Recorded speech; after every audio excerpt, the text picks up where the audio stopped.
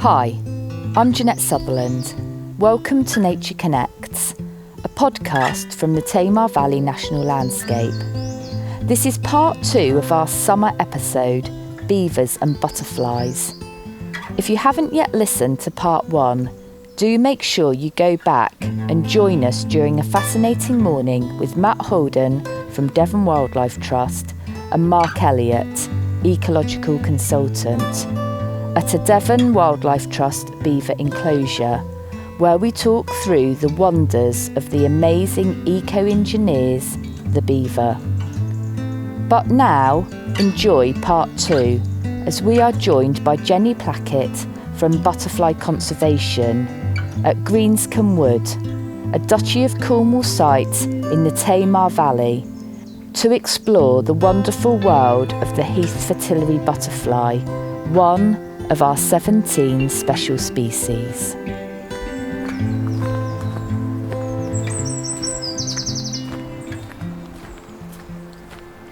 So we've had a fantastic morning with the Devon Wildlife Trust, and now I'm delighted to be at Greenscombe Woods with Jenny from Butterfly Conservation. Good afternoon, Jenny. Hi, Jeanette. Hello. So, to get us started and to help our listeners just feel a part of this afternoon, could you just describe our location, a bit about it, and the part you play within this habitat?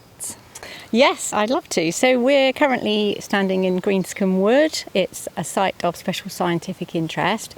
We're located just to the south of the River Tamar, just a mile or so southeast of Luckett, and we're in the middle of Greenscombe Wood. So Greenscombe Wood is made up of two north-south valleys which have steep sides which rise to a central ridge, and we're now standing on that central ridge on the hill fort. There is a prehistoric Iron Age hill fort here, so it's a very special site for so many reasons.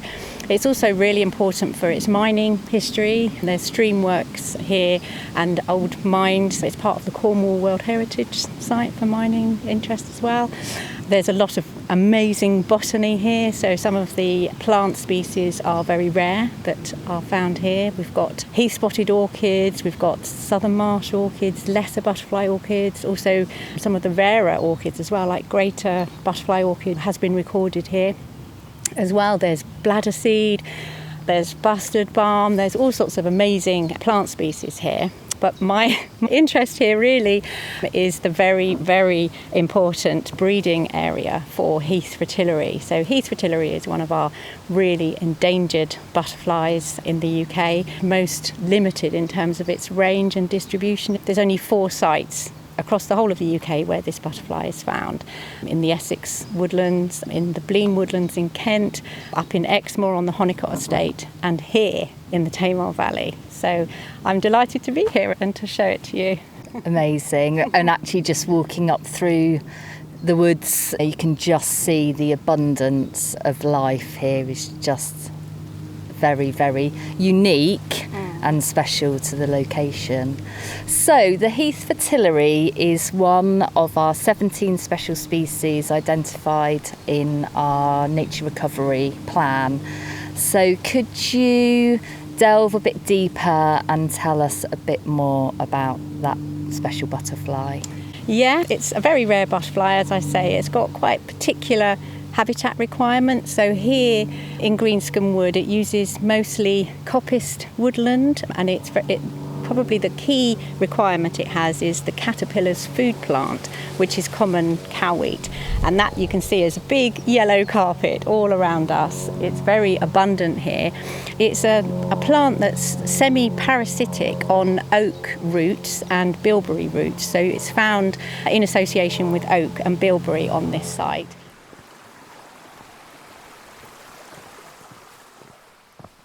So we're standing here in this little bit of coppiced woodland, and this is the key requirement for the butterfly really, is that it's being coppiced annually to keep it in good condition for the butterfly. So what tends to happen is that the scrub and the oak and hazel and the bilberry, they all grow back very, very quickly.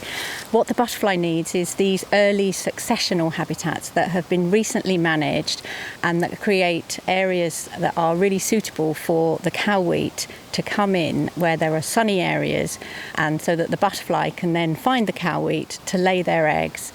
So sites that after a couple of years the scrub starts to regrow and it can easily and very quickly shade over the common cowwheat plants, so that those sites become unsuitable for the butterfly, and then the butterfly needs to move on to find newly managed habitat. So in a working coppice regime across a woodland, that can work very well, because as the woodman moves from one coppice clearing, creates new habitat in an adjacent compartment, the butterfly can then move from one site to one compartment to another, as long as there's a nice open and sunny wide ride to enable it to move from one site to the next.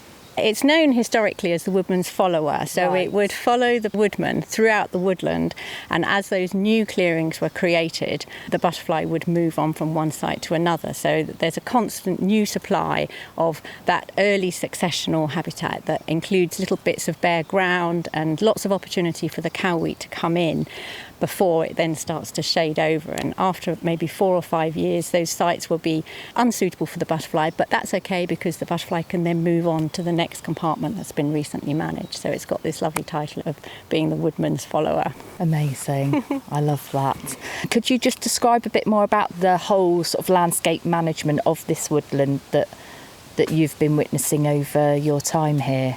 Yeah, so it's a really lovely, varied mosaic of wooded habitats here, really. So there's quite a lot of taller, semi-natural oak woodland habitat. There's quite a lot of different types of conifer in the conifer plantations here as well. There's scrubby edges, and there are also some lovely flower-rich grasslands here as well. So the combination of that kind of mix of different types of habitats and the varied structure, so you've got quite enclosed shady areas, you've got some open grassy areas and some scrubby areas, and lots of different places where butterflies might hide out, might take shelter, might use as their breeding areas as well. So it's a really rich mosaic of habitats here, and that's the beauty of the site, really. So we were hopeful that we would see a Heath Fritillary today, but we're aware that we're working towards the end of the flight season. But we have seen 2, although a little bit bedraggled. So Jenny, if you could describe for our listeners, if they're out and they're wanting to come and see these beautiful butterflies, what are they looking for? They are beautiful. They're quite small butterflies. They're very diminutive. They're quite slow in their flight. They're generally very easy to spot. They're little, when they're fresh, they're bright orange butterflies with chocolate brown checkered markings. So that's on the upper side. And if you manage to spot the underneath of the butterfly, they have bands of kind of cream and orange, and again the chocolate brown colour with, again, checkered brown markings across the underside. They're absolutely beautiful, and if you come to Greenscombe Wood from about the late May until the middle of June, you're almost certain to see a Heath Fritillary butterfly, as long as you've got a good sunny day and it's not too windy. Fantastic. Well, I'm delighted that I have now seen one. I think today, these ones that we've seen, they're very pale and faded. So these will have been on the wing for several weeks by now. You could see the one had a little bite, probably a bird peck out of the hind wing. So they've clearly seen some life. But if you come earlier in the season, they're really fresh and vibrant and bright orange compared to the much paler colours that we saw today. So it's absolutely wonderful to learn that there's a real stronghold for the Heath Fritillary here at Greenscombe. But can you just explain why there has been a decline on a more national scale? Yeah, so it's a very restricted butterfly in terms of its distribution. As I say, there's really only 4 areas within the UK where this butterfly is found. On some of those sites, like here, it's doing really well in terms of the abundance, but there are concerns over the loss of some sites. So where sites that aren't managed to keep that ongoing open habitat, so where there's a lack of open space, if you like, within woodlands, a lack of light coming down, some sites are being lost. So it's really, the declines are down to a loss of habitat, which can be about or caused by changes in land management practices. So that historic practice of coppicing is not very common anymore, really.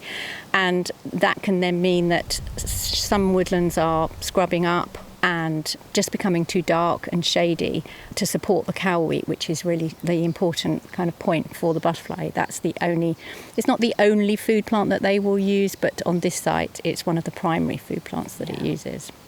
So you've talked about the management cycle and the plan of creating the correct habitat and that mosaic for the Heath Fritillary. So who is the landowner and their involvement in that plan? So Greenscombe Wood is owned by the Duchy of Cornwall. So I work very closely with the head forester in the Duchy, and they've been so supportive of maintaining the Heath Fritillary and enhancing the habitat here. They've done absolutely everything they can. Every year we have management meetings up here and we talk about what management has gone before and what management we might do over the coming winter. And they always come out and see the butterfly in the flight season as well. They're really keen, and actually King Charles, or Prince Charles as was at the time, actually made a visit to Greenscombe Wood during the flight season, probably about 5 years ago, to see the butterfly and to see the work that's been going on here. And he was always a really avid supporter. He loves wildlife and the environment, and so it was lovely that he was so interested that he actually came and made a visit and saw all that's going on, and that was very inspiring. But the Duchy, every year they do a lot of coppicing work. They have a programme to fell quite a bit of the conifer here and to plant leafed woodland, and some of the areas that are being felled are now being incorporated into a future coppicing regime. So there's an ongoing supply, if you like, of potential habitat for the Heath Fritillary going forward, which is really exciting. Yeah, fantastic. So thinking of that bigger picture of landscape scale nature recovery in action, what does success look like for a site like this in terms of butterfly populations and wider biodiversity? So success is initially, how many butterflies have we got? Are they still here? Are they moving from one site to the next or from one compartment to the next? And I think we can certainly say that there's great success on those fronts.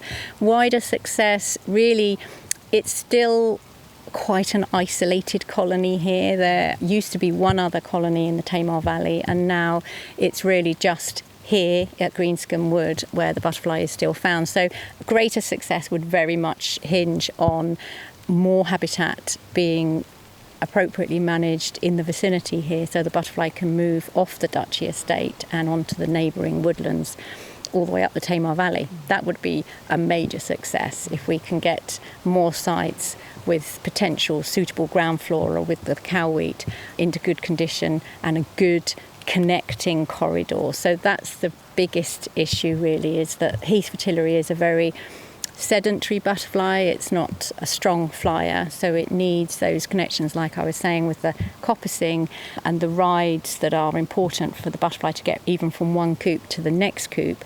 You'd need a very well connected corridor of permeable habitat, if you like, for the butterfly to be able to move from here to the adjacent woodlands. Historically, there has been an introduction that was done at Blanchdown Wood, which is just maybe 2 or 3 along the river, really, just on the Devon side of the Tamar, and that only survived 2 or 3 years. And I think possibly there just wasn't enough stepping stones, if you like, of suitable habitat between there and here for that colony to sustain, and there probably wasn't quite enough habitat on that site either for it to sustain into the longer term. Yeah. So it's great that the butterfly is doing so well here, and it's reassuring that the Duchy are very committed to ongoing management and to increasing the extent of the potential habitat here and to continuing to improve the condition of the current breeding areas going forward. but it's still a concern that it is only one site, and so one dramatic event in 1 year could see the end. A population is always so much more resilient when you've got a number of sites dotted across the landscape, where each colony is separate and discrete, but where you get occasional dispersal in a good expansion year. The butterfly can move from one main site to the next, share the genetics and increase the kind of resilience of that whole population. Yeah. I'm just sort of envisaging that connectivity in those wooded corridors with the open glades and rides just rolling through the landscape. Lovely. Yes, that's the image. Yes, that is the image and the reality we need to bring. So with the wider biodiversity, so as we walked up here, we saw a marbled white butterfly, which I haven't seen for a long time. So are there other significant species that you feel are benefiting from that habitat management here? I think in terms of the plants, the management here is really providing for them as well. So there's, in the open sort of flower-rich grassland areas, the mowing is really aimed at maintaining the species richness of those grassy patches. And those are the areas where all the orchids are doing really well. And also the sort of wider countryside butterflies are found in those areas because there's a good nectar supply. So in those areas we might see marbled whites, as you say, and also the ringlets and the meadow browns. There's quite a lot of green hairstreak that are reliant on gorse. So there's a whole range of kind of wider countryside butterflies, plus a few other kind of special ones that, like the silver-wash fritillary, which is found in association with violets around the woodland edge. You might get lucky to spot one of those, but the real pearl is the Heath Fritillary here in terms of the butterfly interest. So butterfly conservation have their big butterfly count. So would you like to tell us a bit more about that? Yeah, so the Big Butterfly Count has been running since 2010, so we're in our 15th year. It's a big citizen science survey operating nationally. Last year we had around 85,000 people participating in it, and we had, I think, over 140,000 counts that were submitted. So the data that we get of the butterflies throughout Britain is second to none. It's really valuable data, and now it's becoming quite a long-term data set. It's the biggest butterfly survey in the world, and the data, as I say, is used in all sorts of research studies. It's really helping us to really get a good understanding of the health of our environment, really. Butterflies respond very quickly to environmental change, so if things are going wrong in the butterfly world, then it's really indicative of wider concerns, really, that we have for the environment in general. So the data is used to help inform our kind of conservation work, really, and to get more of an understanding of what's going on in terms of the impacts of climate change. So yeah, it's really valuable data. It's really easy to get involved, and it's fun. And so it just takes 15 minutes to go out into a sunny spot in the countryside. It could be in your back garden, it could be in your local park or in a churchyard, it could be on the coast, or here at Greenscombe Woods. This is a great place to do it. You'll see lots. So you spend 15 minutes recording the butterflies that you see, and there's a form that you can fill in, or you can download the app from our Big Butterfly Count website. And then you can load the data in. How many have you seen in your 15 minutes? And that gets sent off and compiled into the national database. And it's so worthwhile, and it's just a really lovely way to engage with nature and enjoy a few quiet moments. So it's running from 18th of July for 3 weeks. Yeah. Yes. So get involved. Building on that opportunity for communities to get involved, public engagement and education, what are some of the most common questions or surprises that people have when they're learning about butterflies? Oh, I would say that a lot of people don't realise that butterflies have different food plants and they require different types of habitat. So here we are with the Heath Fritillary, and it's very limited to common cowwheat on this site. And other butterflies have quite specific food plants as well, like the peacock only uses nettles. So I think that's quite a surprise for people, and they have very specific habitats, some of them. Some of the more common and widespread butterflies can be found just along roadsides and living in association with nettles. But some butterflies are very specific with their habitat requirements. And I think another thing people don't realise is that we all know that butterflies have 4 life stages, the egg and the caterpillar, and then that turns into a chrysalis, and from that the butterfly emerges. Everybody learns that in school, but they all go through those 4 life stages at different times of the year and for different lengths of time in each life stage. So some butterflies overwinter as an egg and some will overwinter as an adult butterfly. So you might see a brimstone, for example, quite early in January because it's overwintering as an adult butterfly. But high brown fritillary is an egg over the winter, and our Heath Fritillary here is a caterpillar. So they're all different, and some butterflies have more than one generation a year. So Heath Fritillary is only flying once in the year for about 3 to 4 weeks at this time of year, or from late May until June. But some butterflies have 3 generations in a year, so you might see them on the wing for quite a long time. Some butterflies, like, as I say, the brimstone, is on the wing for about 10 months of the year. The same individual butterfly that you see in the summer will still be flying the following spring. So that's amazing, isn't it? And I think that's quite surprising for people. Yeah, and I'm just reflecting as well, listening to you, going back to the peacock and its food source being the nettle, and our conversation this morning with the beavers about allowing nature to be messy and to give that space for nature. And it's things like we're very eager, don't want stinging nettles in the garden or on the verge, and it's actually, well, if you haven't got the stinging nettle, you're not going to have the peacock butterfly. Exactly, I couldn't agree more. And in terms of what people can do, if they're interested in trying to do their bit for butterflies and to help butterflies to recover their numbers, there's a lot you can do in your own garden in terms of just being a bit messy. In fact, a lot that you can do by not doing in your own garden, just allowing nature to have a bit of space. So allowing a few weeds to come up here and there, and allowing dandelions in your lawn. I mean, they're fantastic plants. There's over 40 species of moth whose caterpillars will feed on dandelion. And the nectar that they provide is fantastic as well. You often see butterflies nectaring on dandelions. And anyway, they look beautiful, don't they, in your grass? I think so. And then the grass itself, you can just allow that to grow a bit longer and not mow it as often. And then always leave a little bit of your grass unmown. Each time you mow. Just leave a little section that was a bit longer and that the insects can have as their space, and then cut that bit next time and leave a separate bit. So just on a little rotation and just allowing, and then more messiness in the winter time, just allowing some of your flowering seed heads and stems and things just to stay there over winter instead of cutting everything back all neat and tidy. Those areas, those spaces are overwintering spaces for some of our butterfly and moth species. Different life stages, maybe a chrysalis or a caterpillar could be living in those seed heads. So if you can leave them through until the following spring, click them off then when things have had a chance to leave, to get out, and all those creatures can escape. And when you cut them, leave them in a little pile so that anything that's still in them can then crawl out. So there's lots people can do just by not doing. Yes.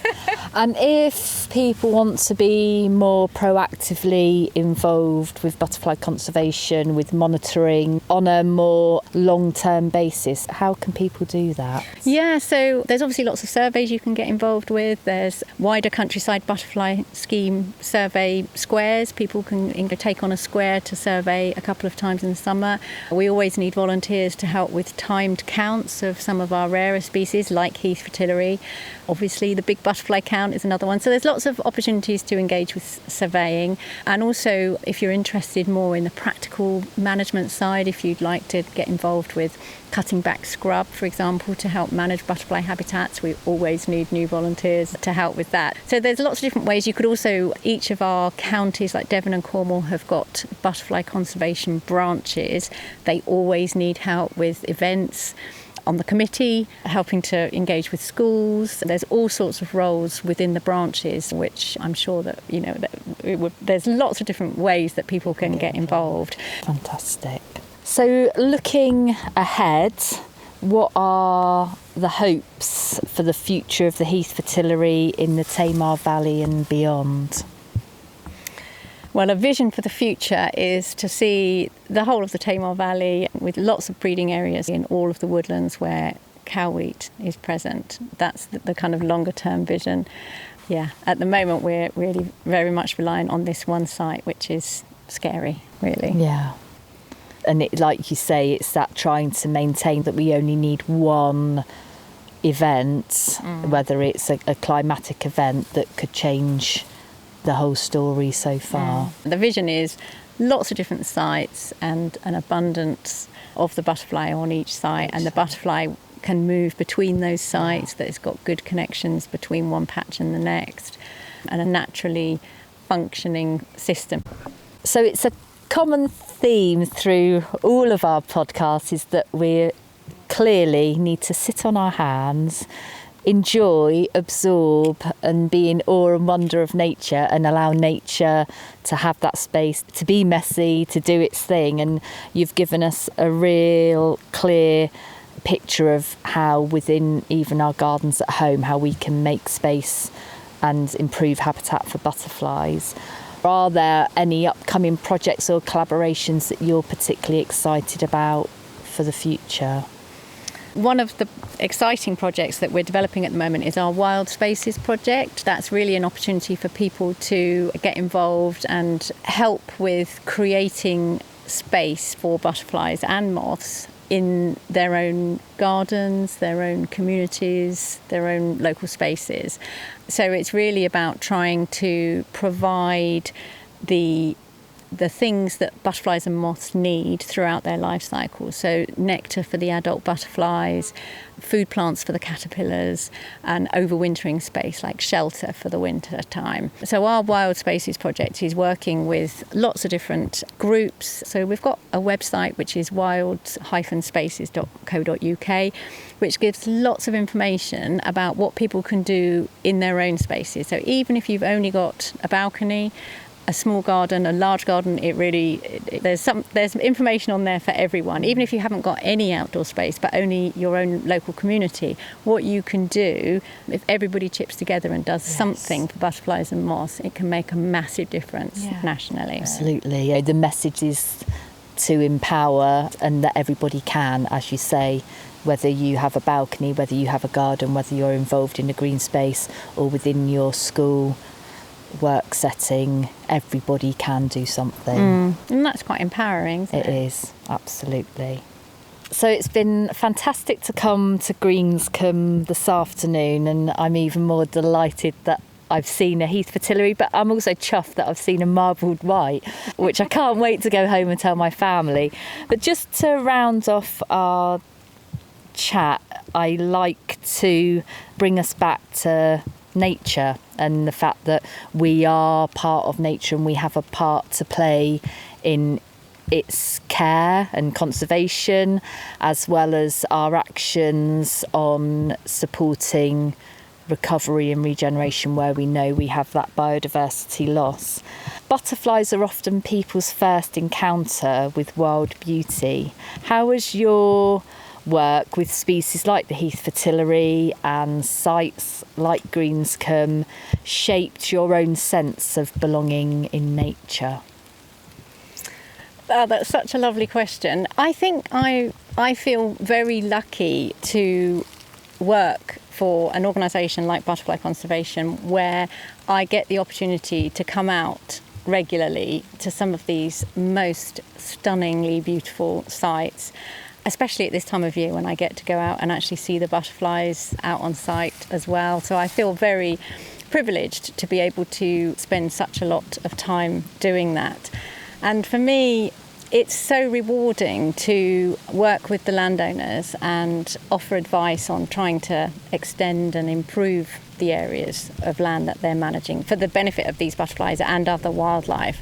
And it's when I come out and see the management that's happened and see the butterfly on these sites and see that the butterflies have moved from an area where they were into a newly managed bit of the site where they haven't previously been seen, and that has happened because of the management that's been put in place.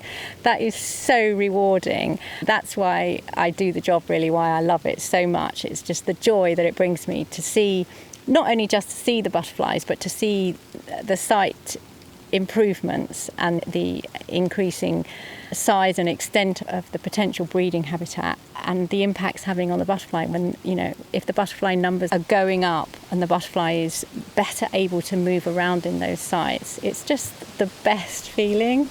It's just such joy. And coming out this season has been really good for Heath Fritillary at Greenscombe Wood. And so when I was here in late May doing the annual surveys, the timed count surveys that we do each year, and I saw maybe 150 or so butterflies, and it was difficult. It was a struggle to count them. It was just such a lovely problem to have to deal with, really. It was just wonderful. Last year I brought the contractor up to this site, the contractor that does the management every year to keep these sites open, and he had never seen a Heath Fritillary before, ever.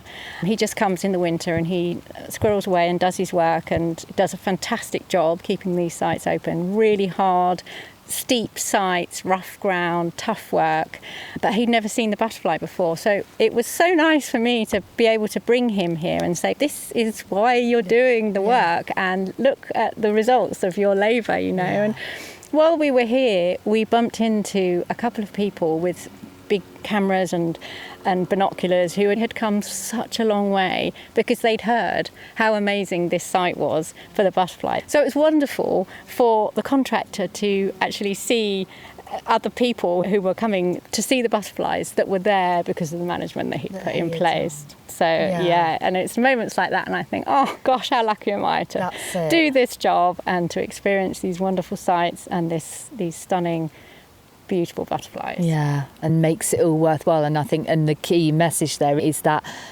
giving him the opportunity to connect with why he is doing what he's doing and the purpose behind that. And I think that's something that we can all do with reconnecting with nature, is that we're all so busy, and people may be walking their dogs here, or they come here with the children, or come here for a quiet walk, but actually not absorbing and connecting with what is around them. So it's saying, do stop, take that time to gain those little treasures. Absolutely, yeah. There's so much busyness, isn't there? And people just such work and life stresses, and being able to take a few moments out to really absorb and sit and listen and smell the air as well. We talked about it on the way up here, how the air just smells. It's a very muggy day today, isn't it? And you can just smell the damp bracken in the air, and just those,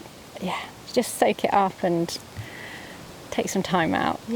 It's very rewarding. Absolutely. But it's also for those who are listening who don't have access or a distance from places like Greenscombe Wood, but to go into your community green spaces within your village or your town and go and see what is there, and also being brave enough to say, well, actually these things aren't there, why aren't they there, how is it being managed, and as a community, what can we do to ensure that it is there so that we can sit and connect and enjoy. Yeah, absolutely. So we've got lots of information within the podcast of how everybody can get involved and enjoy the wonder of the butterfly. And do a big butterfly count. Absolutely. So thank you so much for your time this afternoon. It's been wonderful. Thanks for having me along. As we finish recording for today, I like to take the opportunity just to reflect on my learnings and experience from the conversations and the opportunity to visit 2 unique habitats. To me, the overarching sense is that we need to give nature time and space. And actually, in a very short space of time, nature can have a massive comeback and impact on wider biodiversity and habitat restoration, recreation, and thrive. The beavers clearly breathe life into a landscape. Stages of life, from the fresh new shoots of coppice willow to the skeletal standing deadwoods, supporting a richness of biodiversity, benefiting all into the future. The managed mosaics of Greenscombe Wood, providing safe sanctuary for the Heath Fritillary butterfly, and the dedication of Jenny, and the epitomising collaboration between the Duchy of Cornwall and the contractors managing the mosaic of habitat through Greenscombe Wood has been vital to the success and stronghold of the Heath Fritillary butterfly in the Tamar Valley National Landscape. You have been listening to Nature Connects, a podcast from the Tamar Valley National Landscape. Thanks goes to our guests Matt Holden, Mark Elliott and Jenny Plackett for such wonderful conversation, and to Photo Now for their technical support. The podcast has been made possible thanks to the National Lottery Fund supported Tamara Landscape Partnership Scheme. Please do like and subscribe and follow the podcast. Share and tell your family and friends. The more people that listen and connect, the more chance we have of making a collaborative change for nature, planet and people. Until next time, thank you.